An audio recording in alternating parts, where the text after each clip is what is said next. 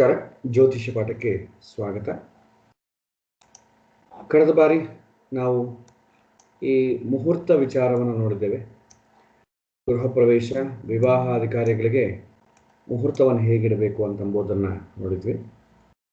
ಇವತ್ತಿನ ದಿನ ಮುಹೂರ್ತದಲ್ಲಿ ಕೊನೆಯ ಭಾಗವಾಗಿ ಉಪನಯನ ಮುಹೂರ್ತವನ್ನು ಹೇಗಿಡಬೇಕು, ಇನ್ನು ಕೆಲವಿನ ಮಿಸ್ಲೇನಿಯಸ್ ವಿಚಾರ. ಮುಹೂರ್ತ ಅಂತಂದರೆ ನಿಜವಾಗೂ ನಾವು ಇಡ್ತಾ ಇರೋದು ಮುಹೂರ್ತವೇನಾ, ಈ ವಿಚಾರಗಳನ್ನೆಲ್ಲ ನಾವು. ಸೊ ಮೊದಲು ಮುಹೂರ್ತ ಅಂತಂದ್ರೆ ನಮಗೆ ಗೊತ್ತಿದೆ. ಮುಹೂರ್ತ ಅಂತಂದ್ರೆ ಸಮಯ. ಒಂದು ಮುಹೂರ್ತ ಪ್ರಮಾಣ ಅಂತಂದ್ರೆ 48 ಮಿನಿಟ್ಸ್ ಅನ್ನ ಒಂದು ಮುಹೂರ್ತ ಅಂತೇಳಿ. ಮುಹೂರ್ತ ಅಂತಂದ್ರೆ 48 ಮಿನಿಟ್ಸ್. ಲಗ್ನ ಪ್ರಮಾಣ ಏನು? ಲಗ್ನ ಪ್ರಮಾಣ ಅಂತಂದ್ರೆ 2 hours.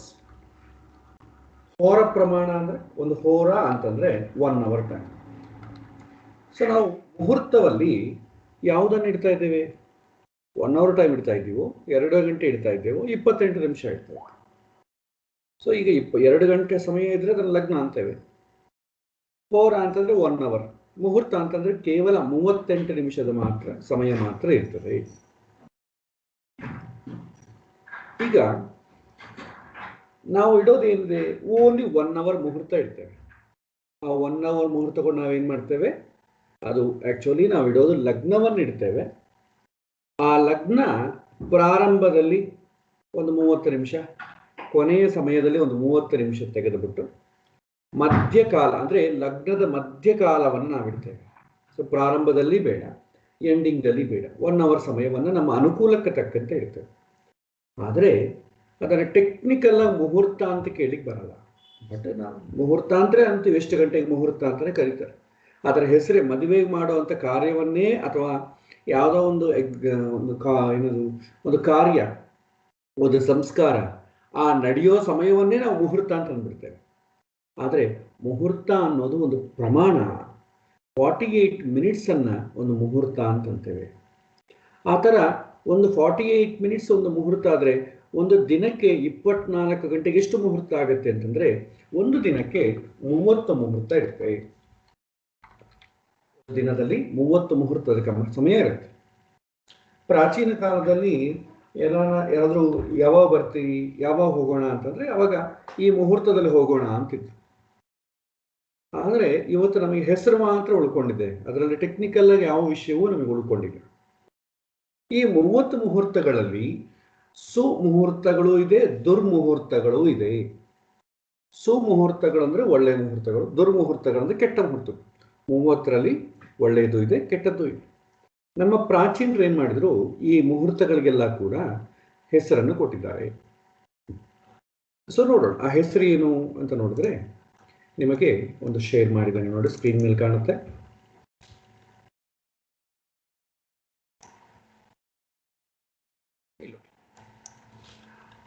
ಮೂವತ್ತು ಮುಹೂರ್ತಗಳ ಲಿಸ್ಟ್ ಅನ್ನ ಇಲ್ಲಿ ಕೊಟ್ಟಿದ್ದೇನೆ, ಒಂದು ಟ್ಯಾಬ್ಲರ್ ಕಾಲಮ್. ಇದು ನಾನು ಕೊನೆಗೆ ನಿಮ್ಗೆಲ್ಲರಿಗೂ ಕಳಿಸ್ತೇನೆ. ಈ 30 ಮುಹೂರ್ತಗಳಲ್ಲಿ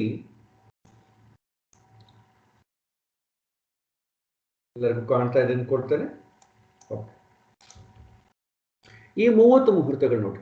ಮುಹೂರ್ತ ಅಂತಂಬುದು ಯಾವಾಗ ಪ್ರಾರಂಭ ಆಗುತ್ತೆ ಅಂದ್ರೆ ಸೂರ್ಯೋದಯದಿಂದ ಪ್ರಾರಂಭ ಆಗುತ್ತೆ.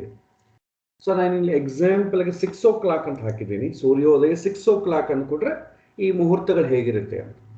ಆದರೆ ನಮಗೆ ಮುಹೂರ್ತ ಎಕ್ಸಾಕ್ಟ್ಲಿ 6 o'clock ಇರಲ್ಲ. 5:45 ಇರ್ಬೋದು. ನಿಮಗೆ ತುಂಬ ಬೇಸಿಗಿದ್ರೆ 5:45, 6 ಹಂಗೆ ಬರುತ್ತೆ. ಚಳಿಗಾಲ ಆದರೆ 6:45, 7 ಕೂಡ ಬರುತ್ತೆ.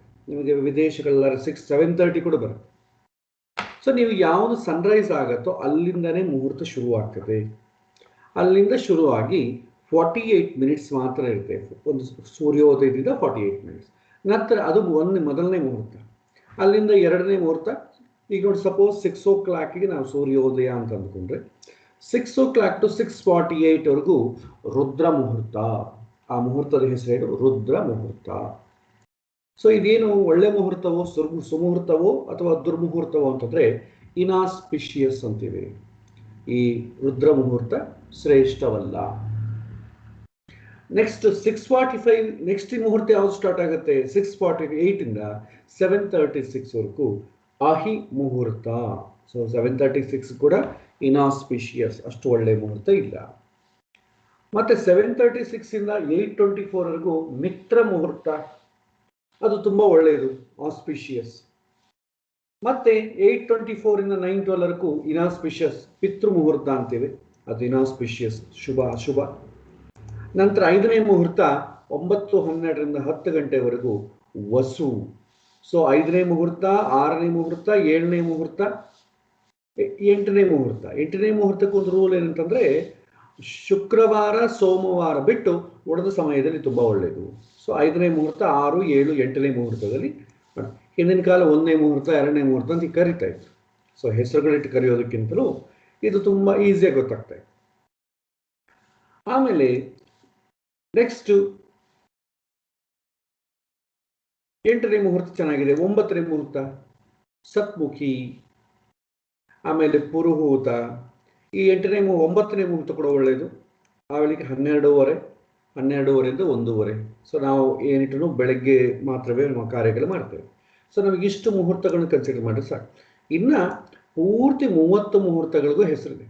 ಅದರಲ್ಲಿ ಬ್ರಾಹ್ಮಿ ಮುಹೂರ್ತ ಅಂತ ನಾವು ಅಂತೀರಲ್ಲ, ಸೊ ಅದು ಬೆಳಗಿನ ಜಾವ 4:24 ಇಂದ 5:12 ಅಥವಾ ನಮಗೆ ಯಾವಾಗ ಸನ್ರೈಸ್ ಆಗುತ್ತೋ ಅದಕ್ಕಿಂತಲೂ 96 ಮಿನಿಟ್ಸ್ ಬಿಫೋರ್ ಸ್ಟಾರ್ಟ್ ಆಗುತ್ತೆ ಬ್ರಾಹ್ಮಿ ಮುಹೂರ್ತ.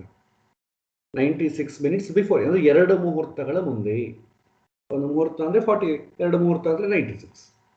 ಸೊ 6 ಗಂಟೆ ಸೂರ್ಯೋದಯ ಆದರೆ ಬೆಳಗ್ಗೆ 4:24ಗೆ ನಿಮಗೆ ಬ್ರಾಹ್ಮಿ ಮುಹೂರ್ತ ಶುರುವಾಗುತ್ತೆ. 48 ಮಿನಿಟ್ಸ್ ಸಮಯ ಇರುತ್ತೆ. ಬಹಳ ಜನ ನಮಗೆ ಈ ಹೆಸರು ಕೇಳಿದುಂಟು. ಬ್ರಾಹ್ಮಿ ಮುಹೂರ್ತ ಸಮಯದಲ್ಲಿ ನೀವು ಮೆಡಿಟೇಷನ್ ಮಾಡಿ, ಓದಿಕೊಳ್ಳಿ, ಸ್ನಾನ ಮಾಡಿ, ಪೂಜೆ ಮಾಡಿ ಏನಾದರೂ ಹೇಳ್ತಾರೆ. ಇನ್ನ ಕನಿಷ್ಠ ಪಕ್ಷ ಗೃಹ ಪ್ರವೇಶವನ್ನು ಕೂಡ ಮಾಡಿ ಅಂತ ಹೇಳ್ತಾರೆ. ಮದುವೆಗಳು, ಉಪನಯನಗಳು ಬ್ರಾಹ್ಮಿ ಮುಹೂರ್ತದಲ್ಲಿ ಮಾಡ್ಲಿಕ್ಕೆ ಆಗೋದಿಲ್ಲ. ಆಗುತ್ತೆ, ಆದರೆ ನಾವು ಸಿದ್ಧವಾಗಿರೋದು, ನಮ್ಮ ಅನುಕೂಲಕ್ಕೆ ಅದು ಅನುಕೂಲವಾಗಿರೋದಿಲ್ಲ. ಬ್ರಾಹ್ಮಿ ಮುಹೂರ್ತದ ನಂತರ ನೆಕ್ಸ್ಟ್ ಮುಹೂರ್ತ, ಕೊನೆಯ ಮುಹೂರ್ತ ಸಮುದ್ರ ಮುಹೂರ್ತ. ಅಂದರೆ ಅದು ಕೂಡ ತುಂಬಾ ಶ್ರೇಷ್ಠವಾದದ್ದು. ಅಂದರೆ ಸೂರ್ಯೋದಯದಕ್ಕಿಂತಲೂ 96 ಮಿನಿಟ್ಸ್ ಬಿಫೋರ್ ಇಂದ ಶುರುವಾಗುವಂಥ ಮುಹೂರ್ತಗಳೆಲ್ಲ ಕೂಡ ತುಂಬಾ ಶ್ರೇಷ್ಠವಾದದ್ದು, ಆಸ್ಪಿಷಿಯಸ್. ಇನ್ನು 2 ಗಂಟೆ ಕೂಡ ಮುಹೂರ್ತ, ಜೀವ ಮುಹೂರ್ತ ಅಥವಾ ಅಮೃತ ಮುಹೂರ್ತ ಅಂತೇವೆ, ಅದು ಕೂಡ ತುಂಬಾ ಒಳ್ಳೆಯದು. ಅಂದರೆ ನಿಮಗೆ ನೋಡಿ, ಎರ್ಲಿ ಮಾರ್ನಿಂಗ್ ಇಂದ ಎಲ್ಲ ಆಸ್ಪಿಷಿಯಸ್ ಆಗೇ ಇದೆ. ನಿಮಗೆ ರಾತ್ರಿ 10:48ರಿಂದ ಬೆಳಗಿನ ಜಾವವರೆಗೂ, ಸೂರ್ಯೋದಯದವರೆಗೂ ಎಲ್ಲ ಆಸ್ಪಿಷಿಯಸ್. ಸೂರ್ಯೋದಯದ ನಂತರ ಏನಾಗುತ್ತೆ? ಸೂರ್ಯೋದಯದ ನಂತರ 2 ಮುಹೂರ್ತಗಳು ನಿಮಗೆ ಅಶುಭ ಮುಹೂರ್ತಗಳು.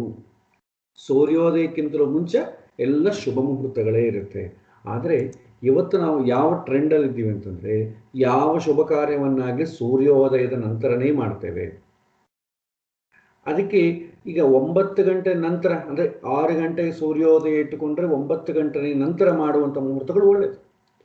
ಅದಕ್ಕಿಂತ ಒಳಗೆ ಮಾಡುವ ಮುಹೂರ್ತಗಳು ಏನು ಕೆಟ್ಟದ್ದು ಅಂತಂತೆ. ಆದರೆ ಒಂದು ಲಿಮಿಟೇಷನ್ ಇದೆ. ನಮಗೆ ಒಂದು ಕಾಮನ್ ಸೆನ್ಸ್ ಇಂದ ಆಲೋಚನೆ ಮಾಡಿ. ನಾವು ಪಂಚಾಂಗ ಶುದ್ಧಿ ನೋಡ್ತೇವೆ, ಮುಹೂರ್ತ ಇಡಬೇಕಲ್ಲ, ಪಂಚಾಂಗ ಶುದ್ಧಿ ಮ್ಯಾಚ್ ಆಗಬೇಕು, ಅವರಿಗೆ ತಾರಾಬಲ ಮ್ಯಾಚ್ ಆಗಬೇಕು, ಅದಕ್ಕೆ ಸಕ್ಕಂತೆ ಲಗ್ನ ಮ್ಯಾಚ್ ಆಗಬೇಕು. ಮೇಯ್ನು ಲಗ್ನ ಮ್ಯಾಚ್ ಆಗಬೇಕು. ಆ ಲಗ್ನದಲ್ಲಿ ಈ ಮುಹೂರ್ತ ಮ್ಯಾಚ್ ಆಗಬೇಕು. ಆ ಲಗ್ನ ಸಮಯದಲ್ಲಿ ಈ ಮುಹೂರ್ತ ಇರಬೇಕು, ಅದು ಆಸ್ಪಿಷಿಯಸ್ ಆಗಿರ್ಬೇಕು. ಇನ್ನು ಪ್ರಾಬಬಿಲಿಟಿ ಹೆಂಗಿರುತ್ತೆ? ಒಂದು ಮುಹೂರ್ತ ಸಿಗಬೇಕಾದ್ರೆ, ಇದೆಲ್ಲ ಮ್ಯಾಚ್ ಆಗಬೇಕಾದ್ರೆ ಒಂದು ವರ್ಷದಲ್ಲಿ 1-2 ಮುಹೂರ್ತ ಸಿಕ್ಕಿದ್ರೆ ಸಿಗ್ಬೋದು, ಅದು ಗ್ಯಾರಂಟಿ ಇಲ್ಲ, ಸಿಕ್ಕಿದ್ರೆ ಸಿಗ್ಬೋದು. ಅದಕ್ಕೆ ನಾವು ಹಿರಿಯರು ಏನು ಮಾಡ್ತಿದ್ರು, ಮುಹೂರ್ತ ಅಂತಂದ್ರೆ ಸಿಗೋದಿಲ್ಲ, ಹಾಗಾಗಿ ಲಗ್ನವನ್ನೇ ನೋಡೋಣ, ಒಳ್ಳೆ ಲಗ್ನವನ್ನು ಇಡೋಣ, ಆ ಲಗ್ನವನ್ನು ಶುಭ ಗ್ರಹಗಳು ನೋಡೋ ಥರ ಮುಹೂರ್ತವನ್ನು ಇಡೋಣ, ಅಟ್ಲೀಸ್ಟ್ ಒಳ್ಳೇದಾಗತ್ತೆ. ನಾವು ಸುಮುಹೂರ್ತವನ್ನು ನೋಡ್ತಾ ಇಲ್ಲ, ಇಡ್ತಾ ಇಲ್ಲ ಅಂತಲ್ಲ, ನಾವು ನೋಡ್ತಾ ಇಲ್ಲ ಸರ್. ಆಕ್ಚುಲಿ ಸುಮುಹೂರ್ತವನ್ನು ಕೂಡ ನೋಡಿದರೆ ನಿಮಗೆ ವರ್ಷಕ್ಕೆ 1 ಮುಹೂರ್ತ ಮ್ಯಾಚ್ ಆದರೆ ತುಂಬ ಜಾಸ್ತಿ. ಆದರೆ ಅದು ಕೂಡ ಆ ಕರ್ತ ಯಾರು ಮಾಡಬೇಕು ಅಂತ ಗೊತ್ತಾ ಇದ್ದಾನೆ, ಅವನು ಪುಣ್ಯ ಮಾಡಿಕೊಂಡಿರಬೇಕು. ಇನ್ನೊಂದೇನಂತಂದರೆ, ನಾವೇನು ನೋಡ್ಕೊಳ್ಳಿದ್ರು ಕೂಡ ನಮ್ಮ ಕರ್ಮ ಚೆನ್ನಾಗಿದ್ದು ನಮಗೆ ಅದೃಷ್ಟ ಇದ್ದರೆ ಅದು ಆಟೋಮೆಟಿಕ್ಕಾಗಿ ನಾವು ನೋಡ್ಕೊಳ್ಳೋದ್ರೂ ಅದು ಒಳ್ಳೆ ಮುಹೂರ್ತವೇ ಆಗಿರುತ್ತೆ. ನಾನು ಉದ್ಯೋಗ ಮಾಡೋ ಕಾಲಕ್ಕೆ ನಾನು ಮಂತ್ರಾಲಯದ ಮಠದಲ್ಲಿ ಕಂಪ್ಯೂಟರ್ಸ್ ನೋಡ್ಕೊಳ್ತಾ ಇದ್ದೆ, ಅಡ್ಮಿನಿಸ್ಟ್ರೇಟ್ರೆ. ಅವಾಗ ನೋಡೋ ಕಾಲಕ್ಕೆ ನಾವು ನಮ್ಮ ಮನೆಯಿಂದ ಮಠಕ್ಕೆ ಹೋಗೋ ಕಾಲಕ್ಕೆ ಮಧ್ಯದಲ್ಲಿ ಒಂದು ದೊಡ್ಡ ಕಲ್ಯಾಣ ಮಂಟಪ ಬರೋದು. ಯೂಸ್ವಲ್ ಜ್ಯೋತಿಷ್ಯ ಅಂದ್ಕೊಡ್ತಿಲ್ಲ, ಮದುವೆ ನಡೀತಾ ಇದೆ, ಎಷ್ಟು ಗಂಟೆ ಮುಹೂರ್ತಕ್ಕೆ ನಡೀತಾ ಇರ್ಬೋದು, ಇದೇ ಥಾಟ್ಸ್ ಬರುತ್ತೆ. ಏನು ಗೊತ್ತಿಲ್ಲ ಅಂದ್ರೆ ಯಾರ್ದು ಮದುವೆ ಅಂತ ಇರುತ್ತೆ ಸರ್. ಸೊ ಏನಾದ್ರು ಜ್ಯೋತಿಷ್ಯ ಗೊತ್ತಿದ್ರೆ, ಸೊ ಇವತ್ತು ಮದುವೆ ಇದೆಯಾ, ಎಷ್ಟು ಗಂಟೆ ಮುಹೂರ್ತ ಮಾಡ್ತಾ ಇರ್ಬೋದು ಇವರು. ಸೊ ನಾನು ಅಬ್ಸರ್ವ್ ಒಂದು 3 to 4 years ಅಬ್ಸರ್ವ್ ಮಾಡಿದೆ ನಾನು. ಯಾಕಂದ್ರೆ ಅದೇ ಮುಂದೆ ನಡ್ಕೊಂಡು ಹೋಗ್ಬೇಕು ನಾನು. ಮದುವೆ ನಡೆಯೋ ಕಾಲಕ್ಕೆ ಕೆಲವಿನ ತುಂಬ ಕಡಿಮೆ ಜಾತಿಯವರು, ಅವ್ರಿಗೇನು ಮುಹೂರ್ತಗಳು ಕೂಡ ಸರಿಯಾಗಿ ಗೊತ್ತಿರಲ್ಲ. ಏನೋ ಮಠದಲ್ಲಿ ಅಲ್ಲಿ ಇಲ್ಲಿ ಕೆಲಸ ಮಾಡ್ತಾ ಇರ್ತಾರೆ, ಅವ್ರಿಗೆ ಫ್ರೀ ಕೊಟ್ಟಿರ್ತಾರೆ ಅವ್ರಿಗೆ ಕಲ್ಯಾಣ ಮಠ. ಅವರು ಒಳ್ಳೆ ಮುಹೂರ್ತದಲ್ಲಿ ಮದುವೆ ಮಾಡ್ಕೊಡ್ತಾರೆ. ಅಲ್ಲಿ ನೋಡ್ತೇನೆ ಎಷ್ಟು ಗಂಟೆ ಮುಹೂರ್ತ ಅಂತ ನಾನು ಅಲ್ಲಿ ಬರೆದಿರ್ತಾರೆ, ಅಲ್ಲಿ ದೊಡ್ಡ ಬ್ಯಾನರ್ ಹಾಕಿರ್ತಾರೆ. ಆ ಬ್ಯಾನರ್ ಹಾಕಿ ಆ ಬ್ಯಾನರ್ದಲ್ಲಿ ವಧುವರರ ಹೆಸರು, ಸೊ ಯಾರು ಇನ್ವೈಟ್ ಮಾಡ್ತಾ ಇದ್ದಾರೆ, ಯಾರು ಬರ್ತಾ ಇದ್ದಾರೆ, ಎಷ್ಟು ಗಂಟೆಗೆ ಮುಹೂರ್ತ ಎಲ್ಲ ಕ್ಲೀನಾಗಿ ಬರೆದಿರ್ತಾರೆ. ಇವತ್ತೆಲ್ಲ ಕೂಡ ಕಟ್ಔಟ್ಸ್ ಥರ ಹಾಕ್ತಾರೆ ಮದುವೆ ಹಾಲ್ ಮುಂದೆ. ಸೊ ಈ ಮುಹೂರ್ತವನ್ನು ನೋಡೋದು, ಅವ್ರನ್ನ ನೋಡ್ತೇನೆ, ಅವ್ರಿಗೇನು ಗೊತ್ತಿದ್ದಂಗಿರಲ್ಲ, ತುಂಬ ಹಳ್ಳಿ ಜನ ಆ ಥರ ಇರ್ತಾರೆ. ಆದರೆ ಒಳ್ಳೆ ಮುಹೂರ್ತದಲ್ಲಿ ಮದುವೆ ಮಾಡ್ಕೊಡ್ತಾ ಇರ್ತಾರೆ. ಅವ್ರಿಗೆ ಯಾರು ಮುಹೂರ್ತ ಇಟ್ಟುಕೊಟ್ರೋ ಏನೋ ಗೊತ್ತಿರಲ್ಲ. ಆದರೆ ಅದನ್ನು ನಾನು ಹೋಗಿ ಚೆಕ್ ಮಾಡಿದರೆ ಒಳ್ಳೆ ಮುಹೂರ್ತ ಕೂಡ, ಲಗ್ನದಲ್ಲಿ ಮುಹೂರ್ತ ಕೂಡ ಮ್ಯಾಚ್ ಆಗ್ತಾ ಇರುತ್ತೆ. ಇನ್ನು ಕೆಲವಿನ ವೈದಿಕ ಸಂಪ್ರದಾಯದವ್ರದ್ದು ಮದುವೆ ನಡೀತಾ ಇರುತ್ತೆ. ಅವ್ರದ್ದೇನು ಬ್ಯಾನರ್ಸು ಕಟ್ಔಟ್ಸು ಏನಿರಲ್ಲ, ಒಳ್ಳೆ ಸಾಂಪ್ರದಾಯವಾದಂಥ ಮಂಗಳವಾದ್ಯಗಳು ನಡೀತಾ ಇರುತ್ತೆ.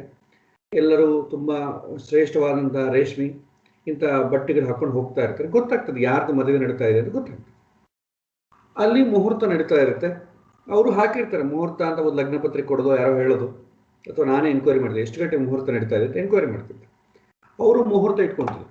ತುಂಬ ಬಹಳ ಕೆಟ್ಟ ಸಮಯದಲ್ಲಿ, ಕೆಟ್ಟ ಲಗ್ನದಲ್ಲಿ, ಪಂಚಾಂಗ ಶುದ್ಧಿ ಕೂಡ ಇಲ್ಲದಂಥ ಮುಹೂರ್ತದಲ್ಲಿ ಮದುವೆ ಮಾಡ್ಕೊಡ್ತಾ ಇದ್ರು. ಇದು ಒಂದಲ್ಲ, ಬಹಳ ವರ್ಷ ನಾನು ಕೇಸ್ ಸ್ಟಡಿ ಮಾಡಿದ್ದೇನೆ. ಅದಕ್ಕೆ ನಾನು ಆವಾಗ ಅಂದ್ಕೊಂಡಿದ್ದೇನೆ ಅಂತಂದರೆ, ಇದು ಅವರವರ ಪಡ್ಕೊಂಡು ಬಂದಿರೋದ್ರಿಂದನೇ ಮುಹೂರ್ತ ಸಿಗತ್ತೆ. ನಾವು ನೋಡೋದು ನಾಟಕ.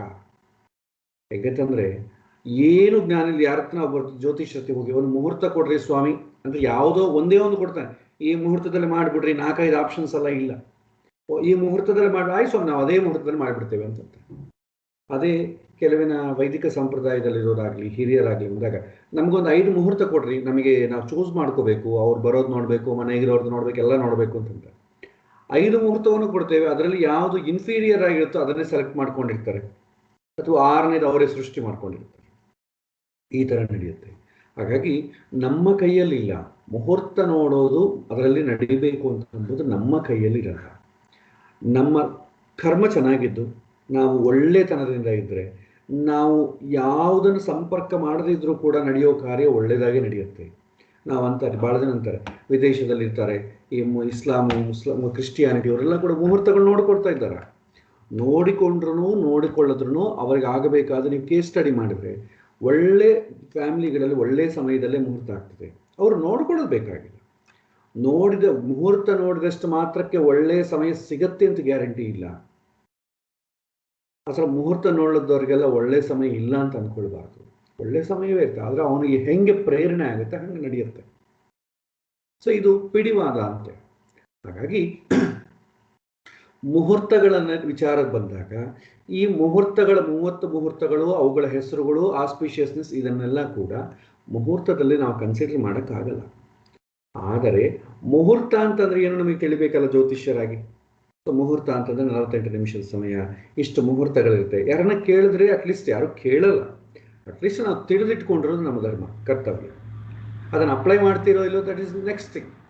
ಬಟ್ ಸಾಧ್ಯವಾದಷ್ಟು ಮೆಜಾರಿಟಿಯಾಗಿ ಅಪ್ಲೈ ಮಾಡಲಿಕ್ಕೆ ತುಂಬ ಕಷ್ಟ. ನಾನಂತೂ ಅಪ್ಲೈ ಮಾಡಲ್ಲ, ಯಾಕಂದರೆ ಸಿಗೋದಿಲ್ಲ. ವರ್ಷಕ್ಕೆ ಒಂದು ಮುಹೂರ್ತ ಸಿಕ್ಕಿದ್ರೆ ಯಾರು ಒಪ್ತಾರೆ? ಈಗ ಯಾರಾದರೂ ಒಂದು ಒಳ್ಳೆ ಮುಹೂರ್ತ ಕೊಡಿ ಅಂತೇಳಿ 1 ತಿಂಗಳ ಒಳಗೆ ಕೇಳ್ತಾರೆ. ಈ 1 ವರ್ಷದಲ್ಲಿ ಯಾರಾದರೂ ವೆಯ್ಟ್ ಮಾಡ್ತಾರೆ? ನೀವು 1 ವರ್ಷದಲ್ಲಿ ಒಂದು ಒಳ್ಳೆ ಮುಹೂರ್ತ ಕೊಟ್ಟರೆ ಅದು ಅವ್ರು ಬೇರೆ ಕಡೆ ಹೋಗ್ತಾರೆ.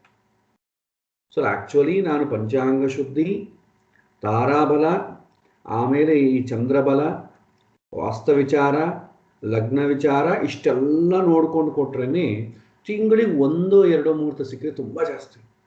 ಅವರಿಗೆ ಆ ಸಮಯವೇ ಅನುಕೂಲ ಇಲ್ಲದೆ ಬೇರೆಯವ್ರ ಹತ್ರ ಮುಹೂರ್ತ ಇಟ್ಕೊಂಡು ಬರ್ತಾರೆ. ಈ ಟೈಮ್ ಸ್ವಲ್ಪ ಆಡ್ ಆಗಿದೆ, ನಮಗೆ 9ರಿಂದ 10 ಗಂಟೆಗೆ ಮುಹೂರ್ತ ಕೊಡಿ ಅಂತ ಹೇಳ್ತಾರೆ. ಕರೆಕ್ಟಾಗಿ ಶನಿ ನೋಡ್ತಾ ಇರ್ತಾನೆ 9 ಗಂಟೆಯಿಂದ 10 ಗಂಟೆ ಮುಹೂರ್ತ ಅಂತಂದ್ರೆ, ಅವರಿಗೆ ಯಾರು ನೋಡಿದ್ರೆ ನಮಗೆ ಸಂಬಂಧ ಇಲ್ಲ. ವೆಡ್ಡಿಂಗ್ ಕಾರ್ಡ್ನಾಗೆ 9:15ರಿಂದ 10:15 ಅಂತ ಮುಹೂರ್ತ ಇರಬೇಕು. ಯಾಕೆ ಹಾಗೆ?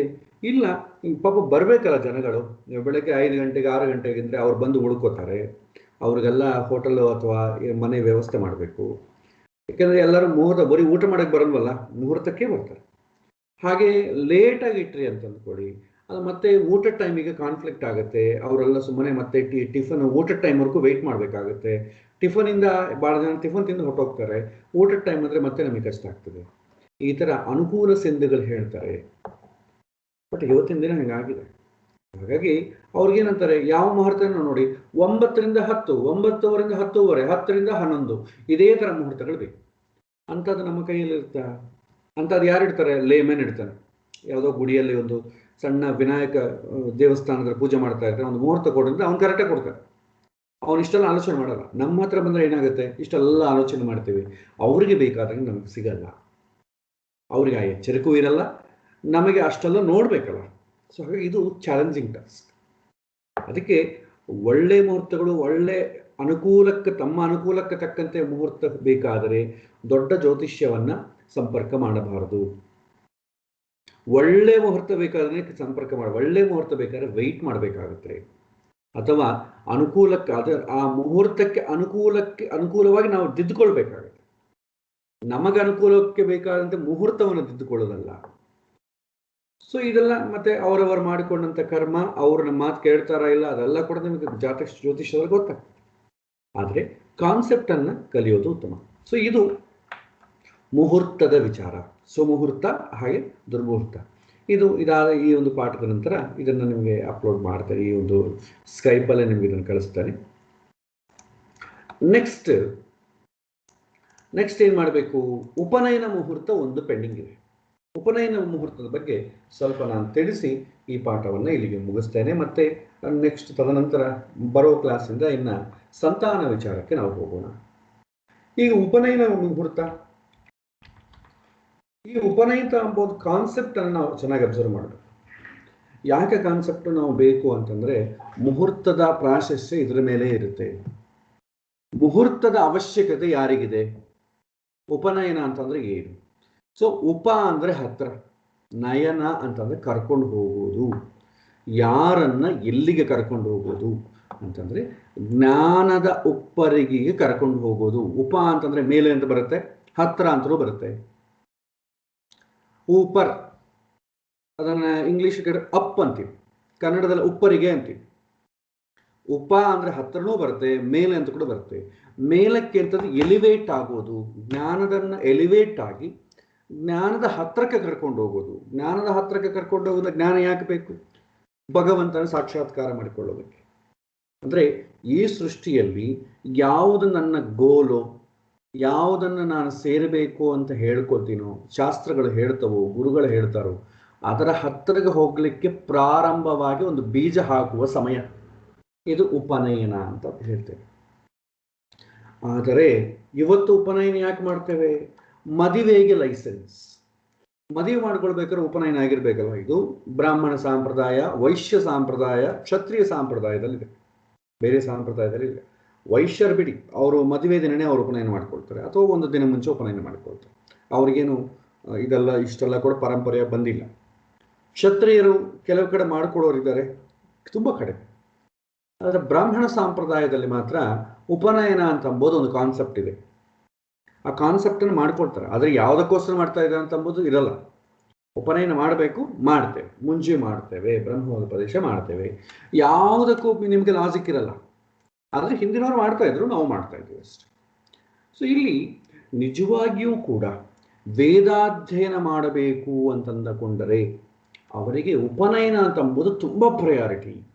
ಉಪನಯನ ಮುಹೂರ್ತ ಅಂತಂಬುದು ತುಂಬ ಆಸ್ಪಿಷಿಯಸ್ ಆಗಿರಬೇಕು, ತುಂಬ ಚೆನ್ನಾಗಿರ್ಬೇಕು. ಯಾಕೆಂದರೆ ಅವನ ದಿಶಾ ನಿರ್ದೇಶವನ್ನು, ಅವನ ಜ್ಞಾನವನ್ನು ಸೇರಿಕೊಳ್ಳೋದು ಅದಕ್ಕೋಸ್ಕರ ಪ್ರಾರಂಭ ಹೇಗಿರಬೇಕು? ಒಳ್ಳೆ ಭಗವಂತನ, ಯಾಕೆಂದ್ರೆ ತಂದೆಗಿಂತಲೂ ದೊಡ್ಡದಾದಂಥ ಗುರು ಬೇರೆ ಇಲ್ಲ, ಗಾಯತ್ರಿ ಮಂತ್ರಕ್ಕಿಂತಲೂ ದೊಡ್ಡ ಮಂತ್ರ ಬೇರೆ ಇಲ್ಲ. ಅದಕ್ಕೆ ಪ್ರಾರಂಭದಲ್ಲಿ ತಂದೆಯಿಂದಲೇ ಗಾಯತ್ರಿ ಉಪದೇಶ ಆಗ್ತದೆ. ಅದಾದ ಮೇಲೆ ಮತ್ತೆ ಬೇರೆ ಉಪದೇಶ ಬೇಕಾಗಿಲ್ಲ. ಭಾಳ ಜನ ಏನು ಮಾಡ್ತಾರೆ, ಮತ್ತೆ ಗುರುಗಳ ಹತ್ರ ಹೋಗಿ ನಂಗೆ ಉಪದೇಶ ಮಾಡ್ರಿ, ನಾನು ಅವ್ರ ಹತ್ರ ಉಪದೇಶ ತೊಗೊಂಡಿದ್ದೀನಿ, ಇವ್ರ ಹತ್ರ ಉಪದೇಶ, ಅದೆಲ್ಲ ಕೂಡ ಏನಾಗುತ್ತೆ, ಬುದ್ಧಿ ತೃಪ್ತಿಗೋಸ್ಕರ ಅಷ್ಟೇ. ನಿಜವಾಗಿ ಉಪದೇಶ ಮಾಡೋದು ತಂದೆಯೇ ಉಪದೇಶ ಮಾಡ್ತಾರೆ.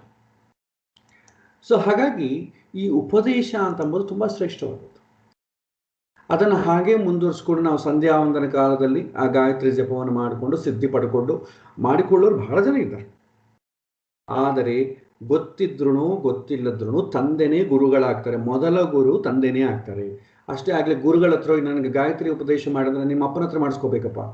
ಯಾಕೆಂದ್ರೆ ಜ್ಞಾನದ ಪರಂಪರೆ ಅನುವಂಶಿಕವಾಗಿ ಬರಬೇಕು. ನಿಮಗೆ ಮಹಾಭಾರತ ಯುದ್ಧ ಕಾಲದಲ್ಲಿ ನೋಡಿದ್ರೆ ಭೀಷ್ಮ ಮಲಗಿರ್ತಾನೆ.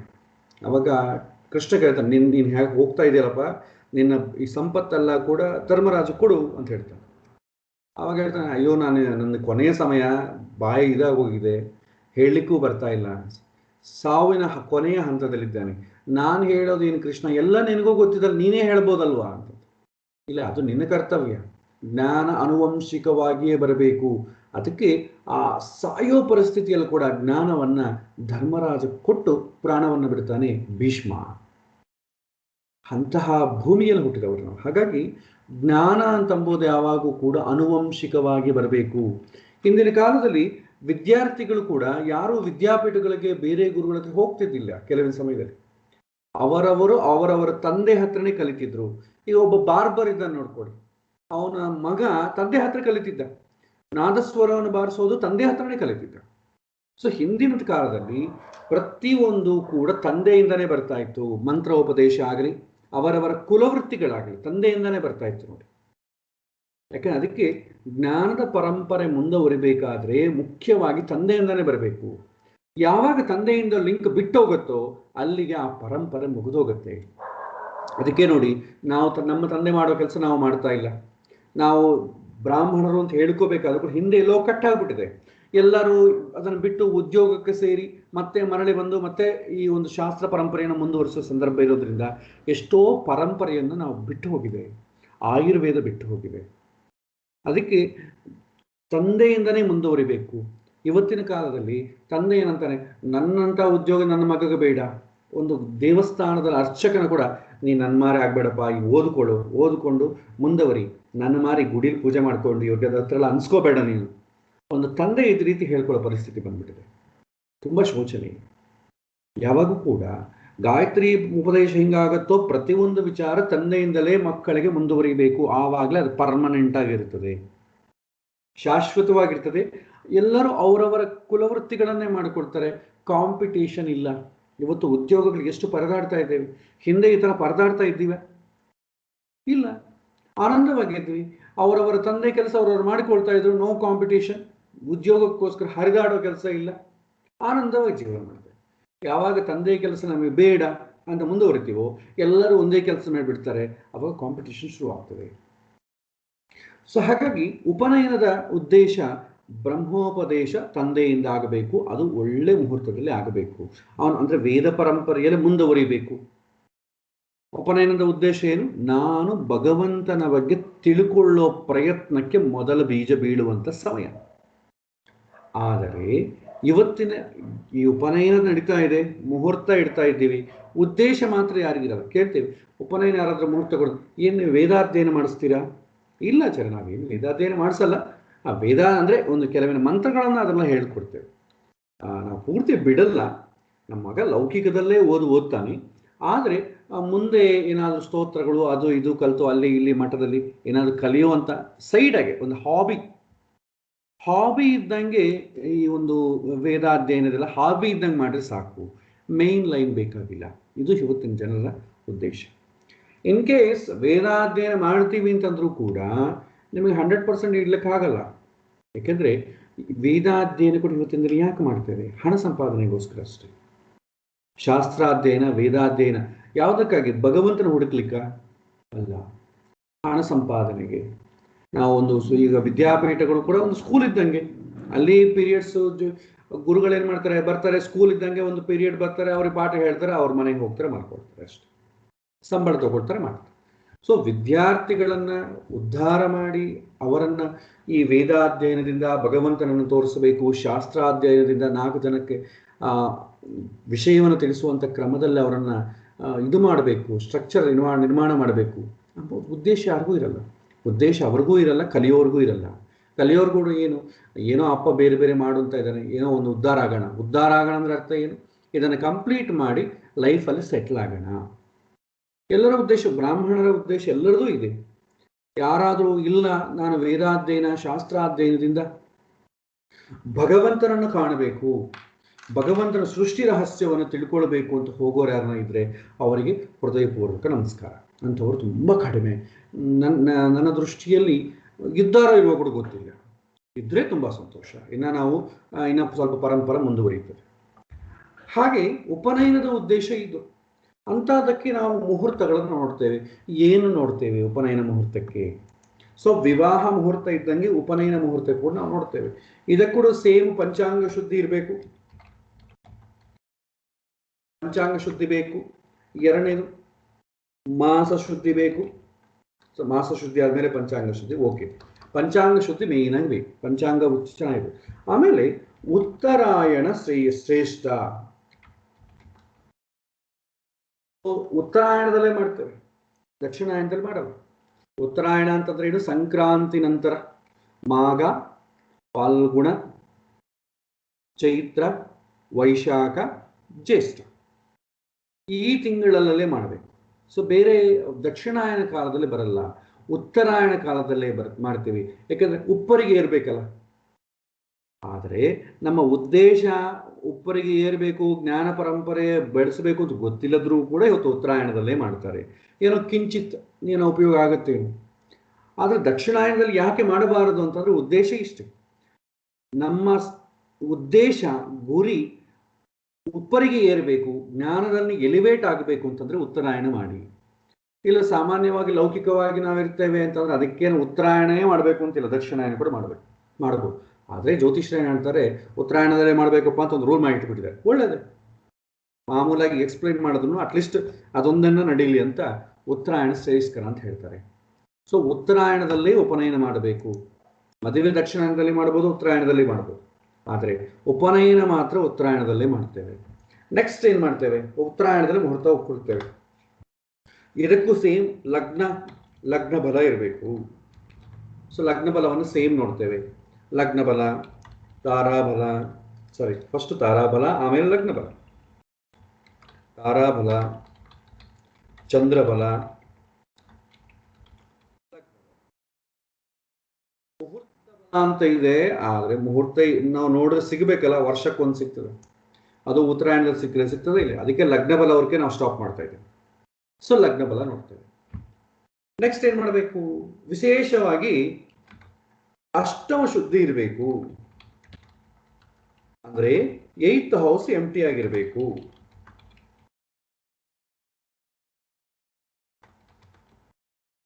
ಎಂಟನೇ ಮನೆ ಕಾಡಿ ಇರಬೇಕು. ನಾವು ವಿವಾಹಕ್ಕೆ ಏನ್ ಮಾಡ್ತೇವೆ? ಸಪ್ತಮ ಶುದ್ಧಿ ಅಂತೆ.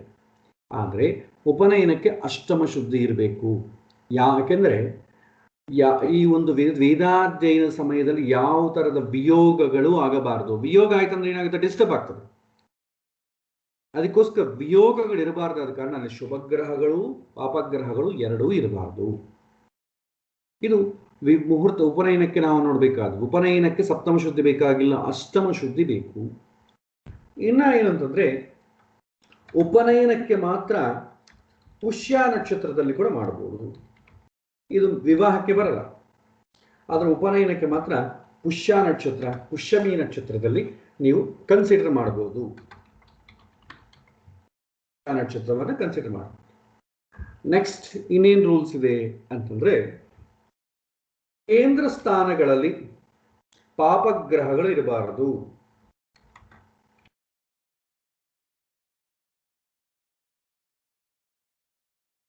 ನೀವು ಯಾವ ಲಗ್ನವನ್ನು ಆಯ್ಕೆ ಮಾಡಿಕೊಳ್ತೀರೋ ಆ ಲಗ್ನದಿಂದ ಕೇಂದ್ರ ಸ್ಥಾನಗಳು ಅಂತಂದ್ರೆ ಲಗ್ನದಲ್ಲಾಗಲಿ, ಚತುರ್ಥ ಸ್ಥಾನದಲ್ಲಾಗಲಿ, ಸಪ್ತಮ ಸ್ಥಾನದಲ್ಲಾಗಲಿ, ದಶಮ ಸ್ಥಾನದಲ್ಲಾಗಲಿ ಪಾಪಗ್ರಹಗಳಿರಬಾರದು. ಅಂದ್ರೆ ಸಿನ್ಸಿಯರ್ ಆಗಿ ನಾನು ವೇದಾಧ್ಯಯನವನ್ನು ಮಾಡೋ ಉದ್ದೇಶ ಏನು ಅಂತಂದ್ರೆ ಭಗವಂತನನ್ನು ತಿಳಿಲಿಕ್ಕೋಸ್ಕರ, ಸಂತೋಷವನ್ನು ಪಡಿಲಿಕ್ಕೋಸ್ಕರ, ನನ್ನ ಕುಟುಂಬವನ್ನು ಉದ್ಧಾರ ಮಾಡಲಿಕ್ಕೋಸ್ಕರ, ಲೌಕಿಕವಾಗಲ್ಲ ಆಧ್ಯಾತ್ಮಿಕವಾಗಿ ಉದ್ಧಾರ ಮಾಡಲಿಕ್ಕೋಸ್ಕರವೇ ಅಂತಂದ್ರೆ ಕೇಂದ್ರ ಸ್ಥಾನದಲ್ಲಿ ಪಾಪಗ್ರಹಗಳಿರಬಾರದು. ಇದ್ರೆ ತೊಂದರೆ ಆಗ್ತದೆ. ಮಧ್ಯದಲ್ಲಿ ತಂದೆ ತೀರ್ಕೊಳ್ಳೋದಾಗ್ಲಿ, ತನಗೆ ಬೇಕಾದವರು ತೀರ್ಕೊಳ್ಳೋದಾಗ್ಲಿ, ಮನೆಗೆ ಏನೋ ಆರ್ಥಿಕ ಸಮಸ್ಯೆಗಳು, ಅನಾರೋಗ್ಯ ಇಂಥದೆಲ್ಲ ಬರ್ತಾ ಇರುತ್ತೆ. ಕನಿಷ್ಠ ಪಕ್ಷ ದೊಡ್ಡ ಪಾಪಗ್ರಹಗಳು ರಾಹು, ಕೇತು, ಶನಿ, ಕುಜ, ಸೂರ್ಯ, ಈ ಗ್ರಹಗಳು ಆ ಸ್ಥಾನದಲ್ಲಿದ್ದಂಗೆ ನೋಡಿಕೊಳ್ಳಿ. ನಂತರ ಇಷ್ಟೇ, ಜಾಸ್ತಿ ಏನೋ ರೂಲ್ಸ್ ಇಲ್ಲ. ನಂತರ ಈ ಯಾರಾದರೂ ಋಗ್ವೇದ, ಯಜುರ್ವೇದ ವೇದಗಳು ಬರುತ್ತೆ. ನಿಮ್ದು ಯಾವ ವೇದ ಅಂತ ಕೇಳ್ತಾರೆ. ಇದು ಯಾವ ವೇದ ಅಂತ ಅಂಬೋದು ಹೇಗೆ ಬಂದಿದೆ ಪರಂಪರದಲ್ಲಿ ಅಂತಂದ್ರೆ, ಹಿಂದಿನ ಕಾಲದಲ್ಲಿ ಭಗವಂತನ ಸೇವೆಯನ್ನ ಮಾಡಲಿಕ್ಕೆ ಎಲ್ಲ ಬಹಳ ಜನ ಇದ್ರು. ಆವಾಗ ಭಗವಂತನನ್ನು ಸ್ತೋತ್ರ ಮಾಡೋದೇ ಸ್ವಲ್ಪ ಜನ ಇರ್ತಿದ್ರು. ಭಗವಂತನ ಆರಾಧನೆಗೆ ಬೇಕಾದಂಥ ಪೂಜೆ, ರಿಚುವಲ್ಸ್, ಯಜ್ಞಯಾಗಾದಗಳನ್ನ ಮಾಡಲಿಕ್ಕೆ ಕೆಲವೊಂದು ಜನ ಇದ್ರು. ಭಗವಂತನ ಬಗ್ಗೆ ವಿಶೇಷವಾಗಿ ಗಾನ ರೂಪದಲ್ಲಿ ಹಾಡುವಂಥ ಜನವೇ ಬೇರೆ ಜನ ಇದ್ರು. ಆಮೇಲೆ ಆ ಕಾರ್ಯಕ್ರಮದಲ್ಲಿ ಈ ಕೆಲವಿನ ಈ ಹೋಮದ್ರವ್ಯಗಳಲ್ಲಿ ಬೇಕಾದ ಹೋಮದ್ರವ್ಯಗಳನ್ನೆಲ್ಲ ಬಳಸ್ತಿದ್ರು. ಅದೆಲ್ಲ ಕೂಡ ಹೇಗೆ ಬಳಸ್ತಿದ್ರು ಅಂತಂದ್ರೆ, ಆಯುರ್ವೇದ ಗುಣಧರ್ಮವನ್ನು ತಿಳಿದು ಬಳಸ್ತಿದ್ರು. ಒಂದು ಮಹಾಮೃತ್ಯುಂಜಯ ಹೋಮ ಮಾಡ್ತಾರೆ ಅಂತ ಅಂದ್ಕೊಳ್ಳಿ. ಮೃತ್ಯುಂಜಯ ಹೋಮ ಏನು? ಒಂದು ಆರೋಗ್ಯ ವೃದ್ಧಿ ಆಗ್ಲಿಕ್ಕೋಸ್ಕರ ಮಾಡ್ತಾರೆ. ಆ ಆರೋಗ್ಯ ವೃದ್ಧಿ ಆಗ್ಲಿಕ್ಕೋಸ್ಕರ ಕೇವಲ ಮಂತ್ರದಿಂದನೇ ಅಲ್ಲ, ಆರೋಗ್ಯ ವೃದ್ಧಿಗೆ ಬೇಕಾದಂಥ ಅವ್ರಿಗೆ ಏನು ತೊಂದರೆ ಇದೆ ಅದಕ್ಕೆ ಬೇಕಾದಂಥ ಗಿಡ ಮೂಲಿಕೆಗಳನ್ನು ಗ್ರಹಣ ಮಾಡಿ ಅದನ್ನ ಸಮಿತಿಗಳಾಗಿ ಭಗವಂತನಿಗೆ ಸಮರ್ಪಣೆ ಮಾಡ್ತಾ ಇದ್ರು. ಯಾಕಂದ್ರೆ ಅದನ್ನು ನಾವು ಸೇವನೆ ಮಾಡಬೇಕು, ಭಗವಂತನಿಗೆ ಕೊಟ್ಟು ನಾವು ಸೇವೆ ಮಾಡೋಣ. ಅದನ್ನು ಸೇವನೆ ಮಾಡಿ ಆ ಬಂದಿರುವಂಥ ಹೋಮದ್ರವ್ಯದಿಂದ, ಅಲ್ಲಿ ಆ ಹೊಗೆಯಿಂದ ಅಲ್ಲಿರೋರಿಗೆ ಈ ಆರೋಗ್ಯ ವಾಸಿ ಆಗ್ತಾ ಇತ್ತು. ಭಾಳ ಜನ ಕೇಳ್ತಾರೆ, ಏನ್ರಿ ಒಂದು ಹೋಮ ಮಾಡ್ರಿ ಆರೋಗ್ಯ ಎಲ್ಲ ಚೆನ್ನಾಗಿರ್ತಾರೆ, ಮೃತ್ಯುಂಜಯ ಹೋಮ ಮಾಡಿಬಿಟ್ವಿ, ಎಲ್ಲರೂ ಆರೋಗ್ಯ ಚೆನ್ನಾಗಿರ್ಬೇಕು ಅಂತ ನಾವು ಧನ್ವಂತರಿ ಹೋಮ ಮಾಡ್ತಾ ಇದ್ದೀವಿ, ಹೇಗೆ ಒಳ್ಳೇದಾಗುತ್ತೆ ಅಂತಂದ್ರೆ ಅದರ ಹಾಕುವಂಥ ಹೋಮದ್ರವ್ಯಗಳ ಒಂದು ಅನುಭವ. ಎರಡನೇದು ಭಗವಂತನ ಮಂತ್ರೋಪಾಸನೆಯಿಂದ ಭಗವಂತನಿಗೆ ಮಾಡಿಕೊಳ್ಳುವ ರಿಕ್ವೆಸ್ಟ್, ಎರಡೂ ಹೆಲ್ಪ್ ಆಗುತ್ತೆ. ಆದರೆ ಇವತ್ತು ನಮಗೆ ಹೋಮದ್ರವ್ಯಗಳ ಮೇಲೆ ಜಾಸ್ತಿ ಎಚ್ಚರಿಕೆ ಇಲ್ಲ. ಯಾಕಂತಂದ್ರೆ ಅದು ನಮಗೆ ಸಿಗೋದಿಲ್ಲಿ, ಗ್ರಂಥಿಕೆ ಶಾಪಲ್ಲಿ ಹೋಗ್ತೀವಿ, ಅದು ಗೊತ್ತಿಲ್ಲ, ಅದು ಆದೀನ. ಅದರಲ್ಲಿ ಕೂಡ ಹಿಂದಿನ ಕಾಲದಲ್ಲಿ ವಿಶೇಷವಾದಂಥ ಒಂದು ಜಾತಿಯ ಚೆನ್ನಾಗಿರುವಂಥದ್ದು ಹಾಕ್ತೀವಿ. ಇವಾಗ ನಾವು ದೇವರಿಗೆ ಹಣ್ಣು ಸಮರ್ಪಣೆ ಮಾಡಬೇಕಾದ್ರೆ ಕೆಟ್ಟೋಗಿದ್ದು ಸಮರ್ಪಣೆ ಮಾಡ್ತೀವ, ಒಳ್ಳೆ ಹಣ್ಣನ್ನು ತೊಗೊಂಡು ಬರ್ತೀವಲ್ಲ. ಸಮಿತಿಗಳನ್ನು ಕೂಡ ಅದು ಪೂರ್ತಿ ಅದು ಇದು ಹಿಡಿದೋಗಿರುತ್ತೆ, ಗೆಜ್ಜೆಲು ಹಿಡಿದೋಗಿರುತ್ತೆ ಅಂತ ಅದನ್ನು ತಗೊಂಡು ಅವ್ರು ಬಂದು ಮಾಡ್ತಾ ಇರ್ತಾರೆ. ಸೊ ನಾವು ಅದನ್ನು ಕೊಂಡ್ಕೊಂಡು ಬರ್ತೇವೆ. ಯಾವುದೊಂದು ಕೂಡ ನಮಗೆ ಗೊತ್ತಿರಲ್ಲ, ಆಯುರ್ವೇದ ಗುಣಧರ್ಮ ಏನು ಕೂಡ ನಮಗೆ ಗೊತ್ತಿರಲ್ಲ. ಇವರು ಲಿಸ್ಟಲ್ಲಿ ಬರ್ದಿರ್ತಾರೆ ಪುರೋಹಿತರು, ಅದನ್ನು ತೊಗೊಂಡು ಬನ್ನಿ ನಿಮಗೆ ಗ್ರಂಥಿಗೆ ಶಾಪಲ್ಲಿ ಸಿಗುತ್ತೆ ಅಂತ ಹೇಳ್ತಾರೆ, ನಾವು ಅದನ್ನು ತೊಗೊಂಡು ಬರ್ತೇವೆ. ಇಲ್ಲ ನಾನೇ ಎಲ್ಲ ಅರೇಂಜ್ ಮಾಡ್ತೀನಿ ಬಿಡಿ, ಅವರೇ ಪಾಪ ಯಾರೋ ಕೊಟ್ಟಿರ್ತಾರಲ್ಲ ರೀಸೈಕಲ್ ಮಾಡ್ತಾ ಇರ್ತಾರೆ. ಆದರೆ ನಿಜವಾಗಿಯೂ ಅದರಲ್ಲಿ ಇರುವಂಥ ಗುಣಧರ್ಮವನ್ನು ಆಸ್ವಾದನೆ ಮಾಡೋ ಸ್ಥಿತಿಯಲ್ಲಿ ನಾವು ಇವತ್ತಿನ ದಿನ ಇಲ್ಲ. ಆದರೆ ಹಿಂದೆ ಇತ್ತು. ಅಥರ್ವ ವೇದದಲ್ಲಿ ಆಯುರ್ವೇದಕ್ಕೆ ಸಂಬಂಧಪಟ್ಟದೆಲ್ಲ ಬರುತ್ತೆ. ಅವರು ಈ ಕೆಲಸ ಮಾಡ್ತಿದ್ರು. ಅಂದರೆ ಇವರ ಉದ್ದೇಶ ಏನು, ಮಾನಸಿಕ, ಯಾಕಂದ್ರೆ ಏನೋ ಒಂದು ಹೋಮ ಮಾಡ್ತಾ ಇದ್ದೀವಿ ಅಂತಂದ್ರೆ ಏನೋ ಒಂದು ರಿಕ್ವೆಸ್ಟ್ ಇರುತ್ತೆ. ಆ ರಿಕ್ವೆಸ್ಟ್ಗೆ ಆರೋಗ್ಯಕ್ಕಾಗಲಿ ಮಾನಸಿಕ ಮತ್ತು ಶಾರೀರಕ್ಕೆ ಏನಾದರೂ ಸಂಬಂಧ ಇದೆಯಾ, ಅದಕ್ಕೆ ಬೇಕಾದದ್ದನ್ನೇ ಅವರು ಸಜೆಸ್ಟ್ ಮಾಡ್ತಾ ಇದ್ರು. ಯಾರು? ಅಥರ್ವ ವೇದದವರು. ಹಾಗಾಗಿ ಎಲ್ಲರ ಮೂಲಕವನ್ನಾಗಿ ಮಾಡ್ತಿದ್ರು. ಅದು ಕಾಲ ಬರ್ತಂತ ಏನಾಯಿತು, ಎಲ್ಲರಿಗೂ 4 ವೇದಗಳು ಓದೋದು ಕಷ್ಟ ಆಯಿತು. ಅದಕ್ಕೆ ಅಟ್ಲೀಸ್ಟು ಬೇರೆ ಬೇರೆ ಮಾಡಿದ್ವಿ. ಇವಾಗ ನಾವು ಅಷ್ಟೇ ಅಲ್ವಾ, ಕಣ್ಣು ನೋಡ್ಬೇಕಾದ್ರೆ ಕಣ್ಣಿನ ಡಾಕ್ಟರ್ ಬೇರೆ, ಹೃದಯವನ್ನು ನೋಡೋ ಡಾಕ್ಟರ್ ಬೇರೆ, ಕಾಲನ್ನು ನೋಡೋ ಡಾಕ್ಟರ್ ಬೇರೆ, ಮೂಳೆಗಳನ್ನು ನೋಡೋ ಡಾಕ್ಟರ್ ಬೇರೆ, ಜನರಲ್ ಫಿಸಿಷಿಯನ್ ಬೇರೆ ಎಲ್ಲ. ಯಾಕಂದ್ರೆ ಎಲ್ಲರೂ ಒಬ್ಬನೇ ಓದೋಕ್ಕಾಗಲ್ವಲ್ಲ. ಹಾಗೇನಾಗಿದೆ, ಋಗ್ವೇದವೇ ಬೇರೆಯವ್ರದ್ದಾಯ್ತು, ಸ್ತೋತ್ರ ಮಾಡೋರೇ ಬೇರೆ ಆಯ್ತು. ಹಾಗೆ ಹಿಂದಿನ ಕಾಲ ಇತ್ತು. ಆದರೆ ಈಗ ಸ್ತೋತ್ರ ಮಾಡೋರು ಇಲ್ಲ, ಅಸಲ ಗ್ರಹಣ ಮಾಡೋರು ಇಲ್ಲ, ಹಾಡು ಹೇಳೋರು ಇಲ್ಲ, ಈಗೆಲ್ಲ ಬೇರೆ ಆಗ್ಬಿಟ್ಟಿದೆ. ಓನ್ಲಿ ನಾಮ ಮಾತ್ರವಾಗಿ ನಮ್ದು ಈ ವೇದ ಅಂತ ಉಳ್ಕೊಂಡಿದೆ. ಯಾರಿಗೂ ಕೂಡ ಆ ವೇದಾರ್ಥ ಆಗಲಿ ಆ ವೇದ ಪರಂಪರೆಯನ್ನು ಮುಂದುವರಿಸಿಕೊಳ್ಳುವಂಥ ಸಂದರ್ಭ ಸಮಯ ಎರಡೂ ಇಲ್ಲ ಹೋಗಿದೆ. ಶಾಸ್ತ್ರದಲ್ಲಿ ಈ ವೇದಗಳಲ್ಲಿ ಇವತ್ತಿನ ದಿನ ಯಾವ ವ್ಯತ್ಯಾಸವೂ ಇಲ್ಲ. ಋಗ್ವೇದದವರು ಮಾಡೋದು ಅದನ್ನು ಪಾರಾಯಣ ಮಾಡ್ತಾರೆ, ಯಜುರ್ವೇದದವರು ಅದನ್ನೇ ಪಾರಾಯಣ ಮಾಡ್ತಾರೆ, ಸಾಮವೇದದವರು ಅದೇ ಪಾರಾಯಣ ಮಾಡ್ತಾರೆ, ಅಥರ್ವ ವೇದವರು ಇದ್ರೆ ಅದನ್ನೇ ಪಾರಾಯಣ ಮಾಡ್ತಾರೆ. ದೊಡ್ಡ ವಿಶೇಷ ಇಂಥ ತಿಳ್ಕೊಂಡು ಮಾಡೋದಕ್ಕೆ ಏನೂ ಇಲ್ಲ. ಋಗ್ವೇದವ್ರು ಏನ್ ಮಾಡ್ತಾರೆ ಹೇಳ್ಬೇಕಾರೆ, ಅಗ್ನಿವೇ ಏಳೆ ಪುರೋಹಿತಂ, ಅಗ್ನಿ ಇದು ಬೇಡ, ಕಾಮನ್ ಆಗಿರೋ ಮಂತ್ರ ನೋಡೋಣ. ಸಹಸ್ರಾಸೀರುಷ ಪುರುಷ ಸಹಸ್ರಾಚ ಸಹಸ್ರಾವಾನ್ ಸಭೂಮಿಂ ವಿಶ್ವತೋ ಹೃತ್ವಾ ಅತ್ಯಧಿಷ್ಠ ದಶಾಂಗುಲಂ, ಈ ಥರ ಹೇಳ್ತಾರೆ. ಯಜುರ್ವೇದದಲ್ಲಿ ಏನಾಗುತ್ತೆ, ಸ್ವರ ಇರಲ್ಲ, ಸ್ವಲ್ಪ ಕಡಿಮೆ ಇರುತ್ತೆ. ಸಹಸ್ರಸೀರುಷ ಪುರುಷ ಸಹಸ್ರಾಚ ಸಹಸ್ರಪಾನ್ ಸಭೂಮಿಂ ವಿಶ್ವತೋ ಹೃತ್ವಾ ಅತ್ಯಧಿಷ್ಠ ದಶಾಂಗುಲಂ. ಯಾಕೆಂತಂದ್ರೆ ಹೋಮ ಮಾಡಬೇಕಾದ್ರೆ ಆಹುತಿಯನ್ನು ಹಾಕಬೇಕಲ್ಲ. ಆಹುತಿಯನ್ನು ಹಾಕ್ಬೇಕಾದ್ರೆ ಮಂತ್ರದಲ್ಲಿ ಸ್ವಲ್ಪ ಗ್ಯಾಪ್ ಇರಬೇಕು. ಗ್ಯಾಪ್ ಇಲ್ಲದ್ರೆ ನಿಮ್ಮ ಕೈ ಸುಶ್ರುತದಿಂದ ನಿಮಗೆ ತುಪ್ಪ ಹಾಕ್ಲಿಕ್ಕೆ ಬರಲ್ಲ. ಋಗ್ವೇದ ಕಂಟಿನ್ಯೂಸ್ ಹೋಗ್ತಾ ಇರ್ತದೆ, ಅದನ್ನು ಮುಗಿಯೋವರೆಗೂ ನಿಮ್ಮ ಕೈ ಮುಂದೆ ಹೋಗಲ್ಲ. ಅದಕ್ಕೆ ಹೋಮ ಕಾರ್ಯಗಳೆಲ್ಲ ಕೂಡ ಯಜುರ್ವೇದದಲ್ಲಿ ಮಾಡ್ತಾರೆ. ಹಾಗೆ ಋಗ್ವೇದದಲ್ಲಿ ಮಾಡಿ ಯಾರ್ದಾದ್ರೂ ಋಗ್ವೇದ ಇದ್ದು ಅವನು ಋಗ್ವೇದದಲ್ಲೇ ಮುಂದುವರಿಬೇಕು ಅಂತಂದಾಗ ಋಗ್ವೇದಕ್ಕೆ ಕಾರಕನಾದಂಥ ಗುರುಗ್ರಹ ಆ ಸಮಯದಲ್ಲಿ ಮುಹೂರ್ತ ಸಮಯದಲ್ಲಿ ಬಲವಾಗಿರಬೇಕು. ಯಜುರ್ವೇದದವರಿಗೆ ಶುಕ್ರ ಬಲವಾಗಿರಬೇಕು, ಸಾಮವೇದದವರಿಗೆ ಬುಧ ಬಲವಾಗಿರಬೇಕು, ಕುಜ ಬಲವಾಗಿರಬೇಕು, ಅಥರ್ವ ವೇದದವರಿಗೆ ಬುಧ ಬಲವಾಗಿರಬೇಕು.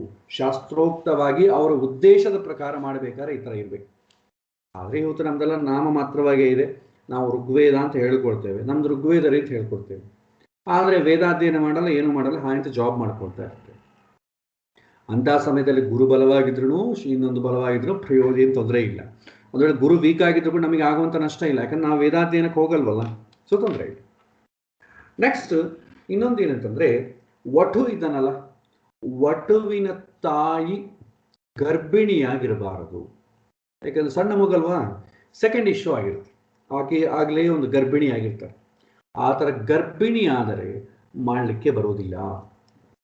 ಆದರೆ ಇವತ್ತಿನ ದಿನ ಬೇರೆ ಯಾರೋ ಹೊಸ ಮೇಲೆ ಕೂತ್ಕೊಳ್ತಾರೆ, ಅದು ಸ್ವಲ್ಪ ಅನುಕೂಲದಿಂದಾಗಿ ಮಾಡ್ಕೊಂಡಿದ್ದೀವಿ, ಆದರೆ ಬರೋದಿಲ್ಲ. ಗರ್ಭಿಣಿ ಆಗಿದ್ರೆ ಉಪನಯನ ಮಾಡಲಿಕ್ಕೆ ಬರೋದಿಲ್ಲ. ಕೊನೆಗೆ ಮುಖ್ಯವಾಗಿ ನೋಡಬೇಕಾದ್ದೇನಂತಂದ್ರೆ, ಬೇರೆ ಯಾವುದಕ್ಕೂ ಇಲ್ಲದ್ರೂ ಕೂಡ ಈ ಉಪನಯನಕ್ಕೆ ಮಾತ್ರ ವಟುವಿಗೆ ಮತ್ತು ವಟು ತಂದೆಗೆ ಇಬ್ಬರಿಗೂ ಕೂಡ ಗುರುಬಲ ಇರಬೇಕು. ಅಂದ್ರೆ ಉಪದೇಶ ಮಾಡುವವನಿಗೆ, ಉಪದೇಶ ತೆಗೆದುಕೊಳ್ಳುವವನಿಗೆ ಗುರುಬಲ ಇರಬೇಕು. ಇದು ಮುಖ್ಯವಾದಂತ ಸೂತ್ರ. ಇದು ಮುಹೂರ್ತಗಳಿಗಿಂತ ಫಸ್ಟ್ ಯಾರಾದ್ರೂ ಉಪನಯನ ಮುಹೂರ್ತ ಬೇಕಂದ್ರೆ ಫಸ್ಟ್ ಗುರುಬಲ ಇದೆಯಾ ಇಲ್ವ ಅಂತ ನೋಡಿ. ಅದರಲ್ಲಿ ನಿಯಮ ಇದೆ. ಸಣ್ಣ ಮಗು ಇದ್ದಾಗ, ಅಂದ್ರೆ ಮಗು ಪ್ರಾಯ 5 ವರ್ಷ, ಎಷ್ಟನೇ ವರ್ಷದಲ್ಲಿ ಮಾಡಬಹುದು ಅಂತಂದ್ರೆ 5ನೇ ವರ್ಷದಲ್ಲಿ, 7ನೇ ವರ್ಷದಲ್ಲಿ, 8ನೇ ವರ್ಷದಲ್ಲಿ ನಾವು ಉಪನಯನವನ್ನು ಮಾಡಬಹುದು. ಅದರಲ್ಲಿ ಕೂಡ ಜನ್ಮತಃ ಆಗಲಿ ಗರ್ಭತಃ ಆಗಲಿ.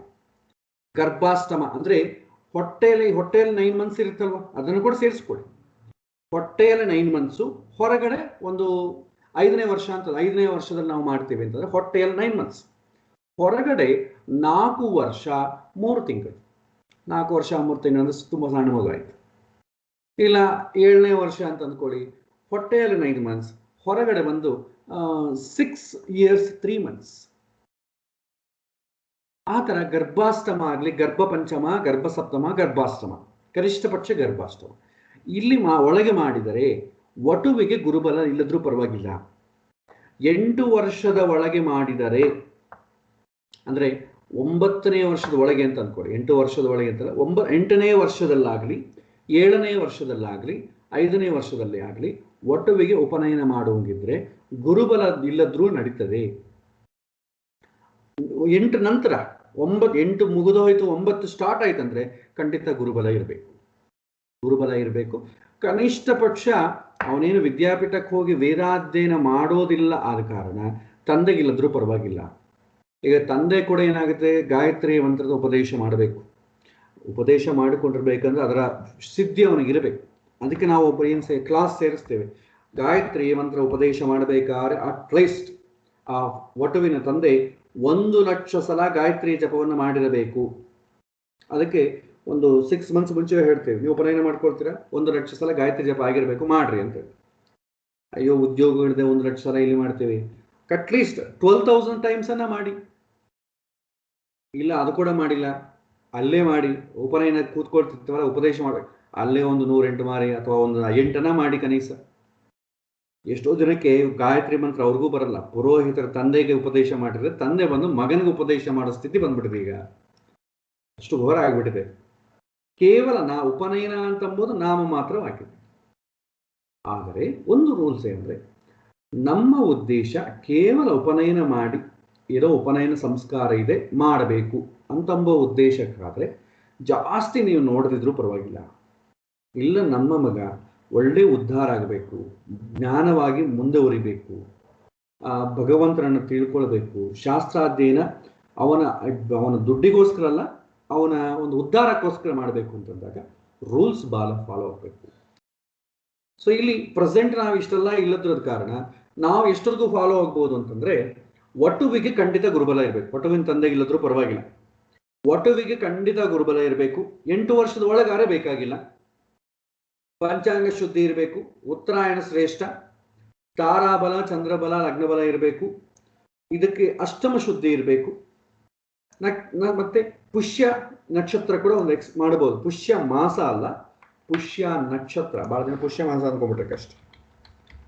ಪುಷ್ಯ ನಕ್ಷತ್ರವನ್ನು ಕನ್ಸಿಡರ್ ಮಾಡಬಹುದು.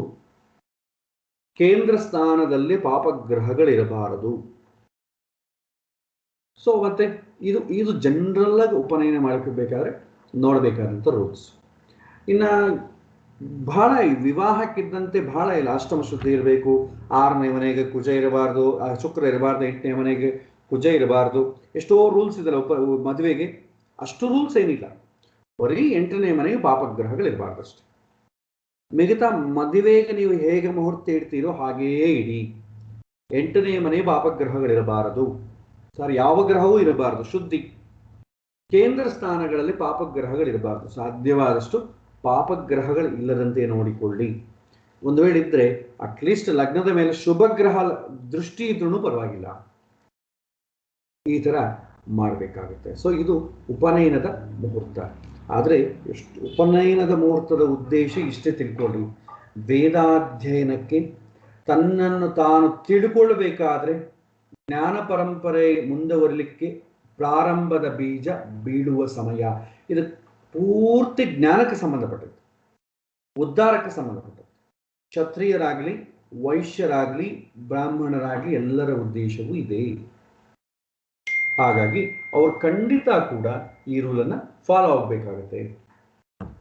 ಸೊ ಉತ್ತರಾಯಣ ಶ್ರೇಷ್ಠ. ಸೊ ಉತ್ತರಾಯಣ ಕಾಲದಲ್ಲಿ ನೀವು ಪಂಚಾಂಗ ಶುದ್ಧಿಯನ್ನು ನೋಡಿ. ಆ ಪಂಚಾಂಗ ಶುದ್ಧಿ ಯಾವುದು ಒಳ್ಳೆ ದಿನ ಇದೆ ಆ ದಿನದ ಚಕ್ರ ಹಾಕಿ ಲಗ್ನವನ್ನು ಆಯ್ಕೆ ಮಾಡಿಕೊಳ್ಳಿ. ಮತ್ತೆ ರಿಯಾಲಿಟಿ ನೋಡಬೇಕು. ಈಗ ಸುಮ್ಮನೆ ನಾವೇನೋ ಮುಹೂರ್ತ ಇಟ್ಬಿಡೋದೊಂದೇ ಅಲ್ಲ. ಈ ಒಂದು ಉಪನಯನ ಕಾರ್ಯದಲ್ಲಿ ಏನೇನು ನಡೀತವೆ, ಅದೆಲ್ಲ ಆದ್ಮೇಲೆ ಮುಹೂರ್ತಕ್ಕೆ ಏನು ಮಾಡ್ತಾರೆ, ಎಷ್ಟು ಸಮಯ ಬೇಕು, ಇದೆಲ್ಲ ಕೂಡ ಒಂದು ಐಡಿಯಾ ಇರಬೇಕು. ಹಿಂದಿನ ಕಾಲದಲ್ಲಿ ಪೌರೋಹಿತರು ಜ್ಯೋತಿಷ್ಯರು ಒಬ್ಬರೇ ಆಗ್ತಾ ಇದ್ರು. ಆದ ಕಾರಣ ಅವ್ರಿಗೆಲ್ಲ ಗೊತ್ತಿರ್ತಿತ್ತು. ಇವತ್ತಿನ ದಿನ ಪೌರೋಹಿತರಿಗೆ ಜ್ಯೋತಿಷ್ಯರು ಇಬ್ಬರು ಬೇರೆ ಬೇರೆ. ಹಾಗಾಗಿ ಕೋಆರ್ಡಿನೇಷನ್ ಇರೋದಿಲ್ಲ. ಅವ್ರೇನ್ ಮಾಡ್ತಾರೆ, ಮುಹೂರ್ತ ಬೆಳಗ್ಗೆ 7:30 ಅಂತ ಇಡ್ತಾರೆ ಉಪನಯನ ಮುಹೂರ್ತ. ಅದಕ್ಕಿಂತಲೂ ಮುಂಚೆ ಬಹಳ ಕಾರ್ಯಗಳಿರ್ತದೆ. ಪುಣ್ಯಾವಚನೆ ಮಾಡಬೇಕು, ನಂತರ ಮಾತೃಭೋಜನ, ಇದು ಮಾತೃಭೋಜನ, ಚೌಲ ಸಂಸ್ಕಾರ, ಮತ್ತೆ ಮಾತೃಭೋಜನ, ಮತ್ತೆ ಉಪದೇಶ ಮಾಡೋದು. ಸೊ ಇಷ್ಟು ಕಾರ್ಯ ಇದೆ. ಅಂದ್ರೆ ಪುಣ್ಯಾವಾಚನೆ ಆಗಬೇಕು, ನವಗ್ರಹ ಹೋಮ ಆಗಬೇಕು, ಆಮೇಲೆ ಈ ಹುಡುಗನಿಗೆ ಚೌಲ ಸಂಸ್ಕಾರ ಮಾಡಿಸ್ಬೇಕು. ಅಂದ್ರೆ ಬಾರ್ಬರ್ ಬಂದು ಅವನಿಗೆಲ್ಲ ತೆಗಿಬೇಕು. ಆಮೇಲೆ ಅವನು ಬಂದ ಮೇಲೆ ಅವನಿಗೆಲ್ಲರಿಗೂ ವಟುಗಳನ್ನು ದಕ್ಷಿಣೆ ಕೊಡಬೇಕು. ದಕ್ಷಿಣೆ ಕೊಟ್ಟು ಕೂಡಿಸ್ಬೇಕು. ಅವನ ಮಾತೃಭೋಜನವನ್ನು ಮಾಡಬೇಕು. ಆಮೇಲೆ ಅವನ ಮುಹೂರ್ತಕ್ಕೆ ಕೂತ್ಕೋಬೇಕು. ಎಷ್ಟು ಸಮಯ ಆಗುತ್ತೆ? 7:30 ಇಟ್ರಿ ಅಂತ ಅಂದ್ಕೊಳ್ಳಿ. ವಟುಗಳು ಬರಬೇಕು, ಬ್ರಹ್ಮಚಾರಿಗಳು ಬಂದು ಅವ್ರ ಜೊತೆ ಇವನು ಊಟ ಮಾಡಬೇಕು. ಸೊ ಬ್ರಹ್ಮಚಾರಿಗಳು ಬರ್ಬೇಕಂದ್ರೆ ಏನ್ ಮಾಡಬೇಕು? ಸೊ 7:30 ಮುಹೂರ್ತ ಅಂತಂದ್ರೆ ಅವರು ಸುಮಾರು 7 ಗಂಟೆಗೆ ರೆಡಿ ಇರಬೇಕು.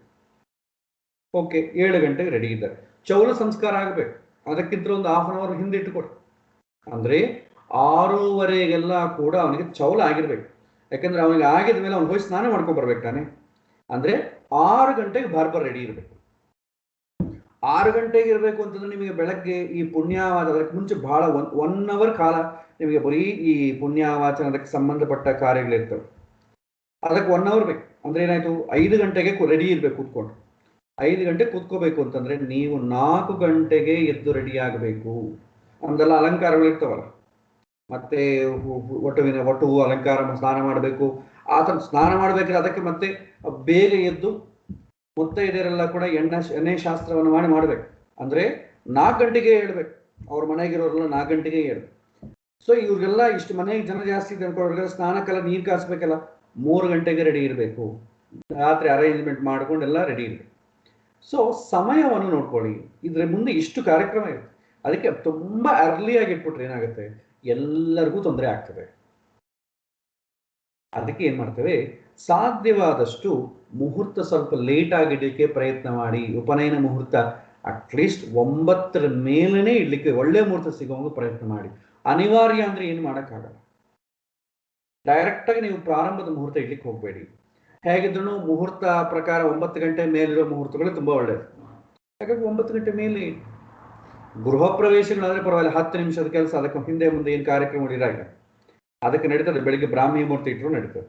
ವಿವಾಹಕ್ಕೆ ಉಪನಯನಕ್ಕೆಲ್ಲ ಇಟ್ಟು ತುಂಬಾ ಕಷ್ಟ. ನಾವೇನೋ ಇಟ್ಟು ಬಿಡ್ತೇವೆ, ಆದ್ರೆ ಅವ್ರು ಕಾಶಿ ಯಾತ್ರೆ ಅಂತಾರೆ, ಅದು ಮತ್ತೆ ಅವತ್ತಿನ ದಿನವೇ ಇದು ಅಂತಾರೆ, ಏನದು ನಾಂದಿ ಕೂಡ ಅವತ್ತಿನ ದಿನವೇ ಮಾಡ್ತಾರೆ. ಎಲ್ಲ ಕಲ್ಯಾಣ ಮಂಟಪ ಕೂಡ ಮಾಡ್ತಾರೆ, ಅದ ಕಾರಣ ಅವತ್ತಿನ ದಿನವೇ ನಾಂದಿ. ನೀವು ಜಾಸ್ತಿ ಕಂಜೆಸ್ಟ್ ಮಾಡಿದ್ರೆ ಅನ್ಕೊಳ್ಳಿ, ಪೌರೋಹಿತ ಏನ್ ಮಾಡ್ತಾನೆ, ಎಲ್ಲ ಶಾರ್ಟ್ ಮಾಡ್ಬಿಡ್ತಾನೆ. ತುಂಬಾ ಶಾರ್ಟ್ ಆಗಿ ಎಲ್ಲ ಮಂತ್ರಗಳು 10 ಮಂತ್ರ ಹೇಳೋ ಕಡೆ ಪ್ರಾರಂಭದ ಮಂತ್ರ ಕೊನೆಯ ಮಂತ್ರ ಹೇಳ್ಬಿಟ್ಟು ಮುಗಿಸ್ಬಿಡ್ತಾನೆ ಅಷ್ಟೇ. ಹಾಗಾಗಿ ಪ್ರಶಸ್ತವಾಗಿ ನಡಿಬೇಕು ಅಂತಂದ್ರೆ ಎಲ್ಲ ತಿಳ್ಕೊಂಡಿರ್ಬೇಕು. ಉಪನಯನ ಮುಹೂರ್ತ ಇರ್ಬೇಕಾದ್ರೆ ಉಪನಯನ ಏನ್ ಮಾಡ್ತಾರೆ ಅಂತ ತಿಳ್ಕೊಂಡಿರ್ಬೇಕು. ಯಾರನ್ನ ಪೌರೋಹಿತನ ಒಬ್ಬರು ಟಚ್ ಮಾಡ್ರೆ ಅವ್ರು ಹೇಳ್ತಾರೆ, ಏನ್ ಮಾಡ್ತೀರಿ ನೀವು, ಹೇಗೆ ಮಾಡ್ತೀರಿ ಅಂತ ಒಂದು ಟಚ್ ಮಾಡ್ರೆ ಗೊತ್ತಾಗ್ತದೆ. ಸೊ ಹೀಗೆ ತಿಳ್ಕೊಳ್ಳೋದು ತುಂಬಾ ಉತ್ತಮ. ಸೊ ಇದು ಉಪನಯನದ ಮುಹೂರ್ತದ ಬಗ್ಗೆ. ಇದರಲ್ಲಿ ಏನಾದರೂ ಪ್ರಶ್ನೆಗಳಿದ್ರೆ ನೀವು ಒಂದು 5 ನಿಮಿಷದ ಕಾಲ ಕೇಳಬಹುದು. ಇನ್ನು ಮುಹೂರ್ತ ಇಡೋದು ಕ್ರಮ ಎಲ್ಲ ಸೇಮ್ ವಿವಾಹಕ್ಕೆ ನಿಮಗೆ ನಾನು ಹೇಗೆ ಹೇಳ್ಕೊಟ್ಟಿದ್ದೀನೋ ಅದೇ ತರ ಮುಹೂರ್ತ ಅಷ್ಟೇ. ರೂಲ್ಸ್ ಮಾತ್ರ 1-2 ರೂಲ್ಸ್ ಚೇಂಜ್ ಆಗುತ್ತೆ ಅಷ್ಟೇ. ಏನಾದರೂ ಉಪನಯನ ಮುಹೂರ್ತದಲ್ಲಿ ನಿಮ್ಗೆ ಏನಾದರೂ ಡೌಟ್ ಇದ್ರೆ ಅಥವಾ ನೀವು ಕೇಳ್ಬೋದು. ಬೇರೆ ಮುಹೂರ್ತದ ಟಾಪಿಕ್ ಅಲ್ಲೇ ಡೌಟ್ ಇದ್ರೂ ಕೇಳ್ಬೋದು.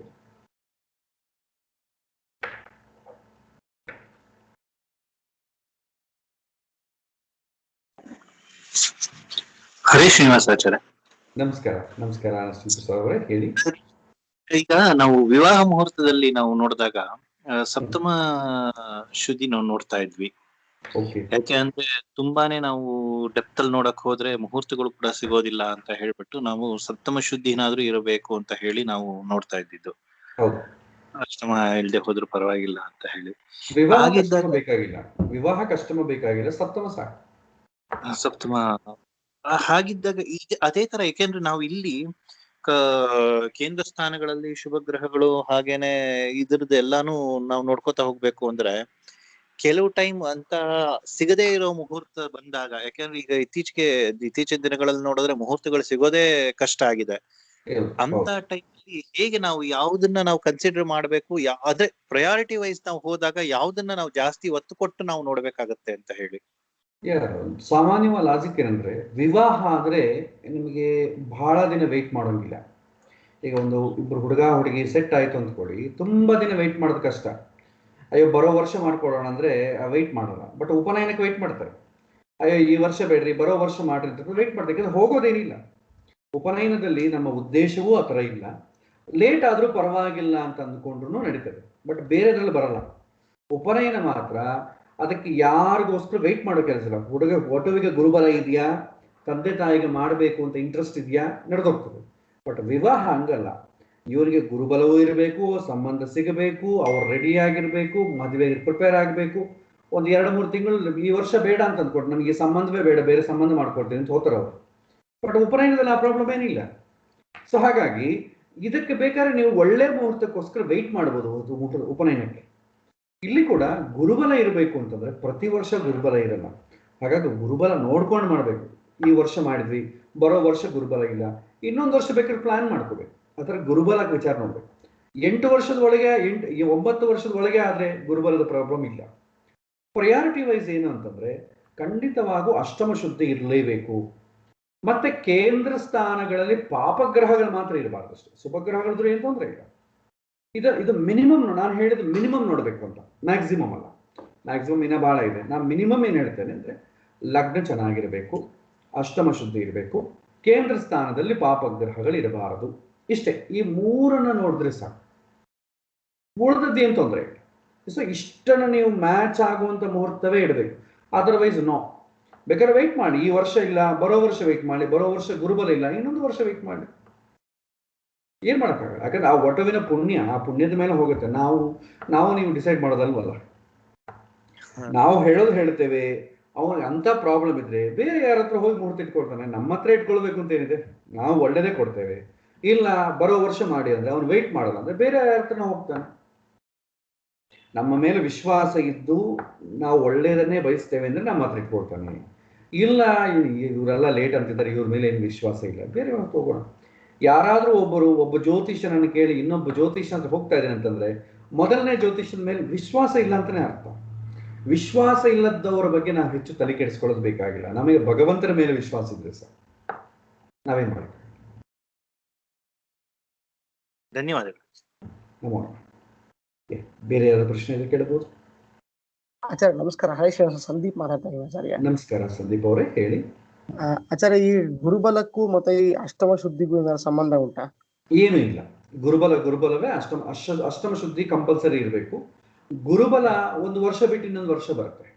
ಆದ್ರೆ ಅಷ್ಟಮ ಶುದ್ಧಿ ಒಂದು ಲಗ್ನಕ್ಕಿಲ್ಲದ್ರೆ ಇನ್ನೊಂದು ಲಗ್ನವನ್ನು ಆಯ್ಕೆ ಮಾಡ್ಕೊಳ್ಬೇಕು. ಓಕೆ, ಇಮಿಡಿಯೇಟ್ಲಿ ಇನ್ನೊಂದು ಯಾವ್ದು ಅಷ್ಟಮ ಶುದ್ಧಿ ಇದೆಯೋ ಆ ಲಗ್ನವನ್ನು ನೀವು ಆಯ್ಕೆ ಮಾಡ್ಬೋದು. ಬಟ್ ಗುರುಬಲ ಹಂಗಲ್ಲ, ನೀವು ವೆಯ್ಟ್ ಮಾಡಬೇಕಾಗುತ್ತೆ. ಅದೆರಡಕ್ಕೂ ಏನು ಸಂಬಂಧ ಇಲ್ಲ. ಧನ್ಯವಾದ ಆಚಾರ್ಯ. ನಮೋ.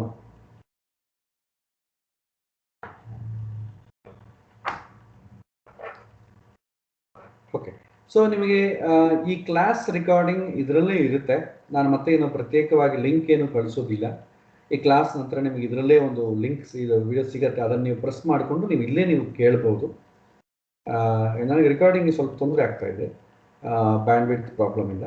ಸೊ ನೀವು ಇದರಲ್ಲೇ ನೀವು ರೆಕಾರ್ಡ್ ಮಾಡಿಕೊಳ್ಳಿ. ರೆಕಾರ್ಡ್ ಮಾಡಿದ್ದನ್ನು ನೋಡಿ. ಇನ್ನು ನಿಮಗೆ ಇದ್ರ ಬಗ್ಗೆ ಬೇಕು ಅಂದರೆ ನಿಮಗೆ ಜ್ಯೋತಿಷ್ಯ 1 ಈ ಪಾಠ ಜ್ಯೋತಿಷ್ಯ 1 ಅಲ್ಲಿ ನಿಮ್ಗೆ ಆಲ್ರೆಡಿ ಕ್ಲಾಸಸ್ ಆಗಿದೆ. ಅದನ್ನು ಕೂಡ ಆ್ಯಸ್ ಇಟ್ ಈಸ್ ನೀವು ನೋಡ್ಬೋದು. ಸೊ ಏನೂ ತೊಂದರೆ ಇಲ್ಲ. ಸೊ ನಿಮ್ಗೆ ಏನಾದರೂ ಪ್ರಶ್ನೆ ಇದ್ದರೆ ನೀವು ಯಾವ ಸಮಯದಲ್ಲಾದರೂ ಕೇಳ್ಬೋದು. ಹಾಗಿದ್ರೂ ನಮಗೆ ಸಂಡೇ ದಿನ ನಮಗೆ ಕ್ಲಾಸಸ್ ಇದೆ ಅಲ್ವಾ, ಏನಾದರೂ ಪ್ರಶ್ನೆಯನ್ನು ಕೇಳ್ಬೋದು. ಸೊ ಇಲ್ಲಿ ಡೌಟ್ ಡೌಟ್ ಯಾವಾಗ ಬಂದರೂ ನೀವು ಆ ಸೆಷನ್ನಾಗೆ ನೀವು ಕೇಳಬಹುದು. ಸೊ ಇಲ್ಲಿಗೆ ಇವತ್ತಿನ ಪಾಠವನ್ನು ಮುಗಿಸೋಣ. ಶ್ರೀಕೃಷ್ಣ ಹರೇ ಶ್ರೀನಿವಾಸ. ನಮೋ ನಮಃ.